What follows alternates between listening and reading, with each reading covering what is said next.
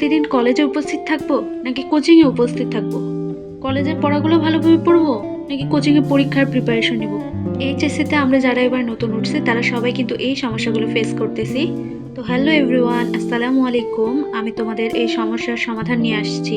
তোমাদের সাথে কিছু টিপস অ্যান্ড ট্রিক্স শেয়ার করব। আশা করি তোমাদের ভালো লাগবে। তো শুরু করা যাক আজকের ব্লগ। কুয়াশা ভরা সকালে ঘুম থেকে উঠে আমি তোমাদের জানালার পাশে আবর্জনা দেখাচ্ছি।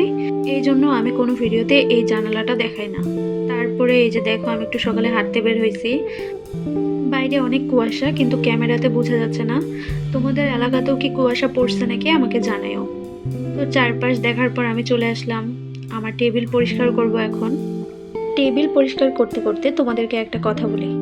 তোমরা তো সবাই এই কথাটা শুনে থাকবে যে আমাদেরকে সবাই বলে যে কোচিং বলো, কলেজ বলো, স্কুল বলো, যাই পড়ো না কেন তুমি নিজে নিজে যতটুকু পড়বে ততটুকুই তুমি পারবে।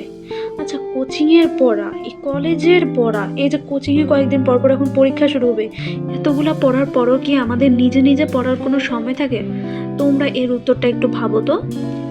তো দেখতেই পাচ্ছ দিনের শুরুতে আমি সাজায় নিচ্ছি যে আজকে কি কি পরবো। এটা আসলে ভুল, তোমরা আগের রাতে সাজায় রাখবে, ঠিক আছে? আমি যেহেতু ভিডিওটা বানাই রাতে ভিডিও নিতে ভুলে গেছি, তাই ভাবলাম এখন আবার লিখি। এখানে দেখতেই পাচ্ছ যে আমি 5টা সাবজেক্ট নিছি।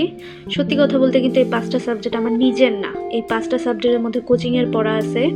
আমার কাছে যে সাবজেক্টটা উইক মনে হয়, যে আমি এই সাবজেক্টটা একটু কম বুঝতেছি, তখন এই সাবজেক্টটাতে যাই আবার পড়ি।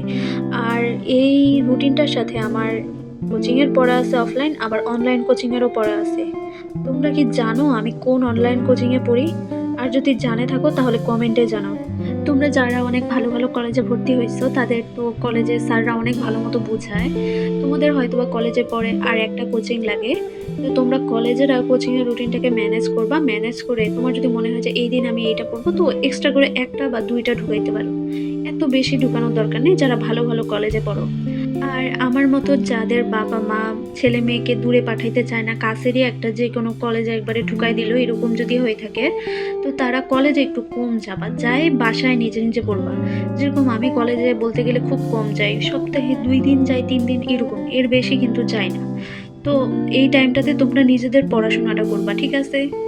আমি যেহেতু কলেজে খুব কম যাই, তাই আজকে যে 5টা সাবজেক্ট, এই 5টা সাবজেক্টের মধ্যে 2টা আমার অফলাইন কোচিং, 2টা অনলাইন কোচিং, আর বাড়তি একটা হলো আমার নিজের। তো সকালবেলা পড়া শেষ করে আমি এখন কলেজে যাব, আজকে যাব। তো আমি ব্যাগ গুছাই নিচ্ছি, ব্যাগ গুছাই আমি চলে যাব। কলেজ থেকে আসার পরে মন চাইলো যে একটু হাতে মেহেদি দেই, হাতটা ফাঁকা ফাঁকা করতেছে।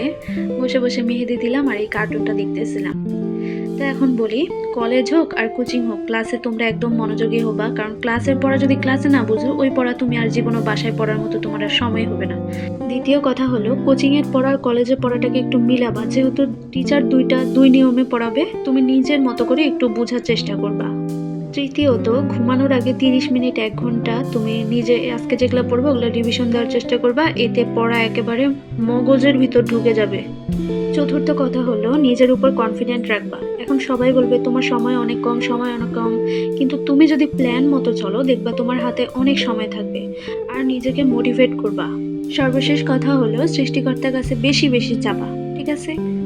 তো দেখো, লাস্ট পর্যায়ে এসে আমার মেহেদিও শুকাই গেছে পড়তে পড়তে, আর আমার পড়াও শেষ হয়ে গেছে। এখন আমি কোচিং যাব। আজকের ভিডিওটা তোমাদের কাছে কেমন লাগলো আমাকে জানাইও। আশা করি ভিডিওটা দেখে তোমরা মোটিভেটেড হবা। ভিডিওটা ভালো লাগলে লাইক কমেন্ট করো, আর প্লিজ আমার চ্যানেলটাকে সাবস্ক্রাইব করে দিও। আল্লাহ হাফেজ।